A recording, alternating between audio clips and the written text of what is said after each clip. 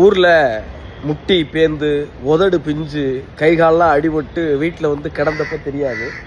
அது ஒரு 10 வருஷம் கழித்து நம்மளை மும்பையுடைய முக்கியமான கடற்கரை வீதிக்கு பக்கத்தில் இருக்கிற ஒரு பெரிய நட்சத்திர விடுதியில் தங்க வச்சு ஸ்டார் ஸ்போர்ட்டில் ப்ரோ கபடியுடைய கமெண்ட்ரேட்டராக மாற்றும். ப்ரோ கபடி செலெக்ஷனுக்கெல்லாம் போய் மேட்னா என்னென்னு தெரியாமல் சூனா என்னென்னு தெரியாமல் அசிங்கப்பட்டு திரும்பின காலத்தில் கூட ப்ரோ கபடியோட கமெண்ட்ரேட்டராக வருவோங்கிற நம்பிக்கையெல்லாம் கிடையாது. அப்படி ஒன்று இருக்குன்னே தெரியாது. ஆனால் இன்றைக்கி இந்த இடத்துக்கு இது கொண்டாந்து விட்டுருக்குன்னா அன்னைக்கு கற்றுக்கிட்ட கபடியும் நேசித்த மொழியும் என்னை நேசிக்கிற நீங்கள் தான். உங்கள் எல்லாருக்கும் நன்றி. இன்னையிலேருந்து அடுத்த 5 நாளைக்கு இரவு 7:30க்கு ஸ்டார் ஸ்போர்ட்ஸ் தமிழில் ப்ரோ கபடியோடைய கமெண்ட்ரேட்டராக உங்கள் முத்துக்குமரனை காணத்த வராதிங்க.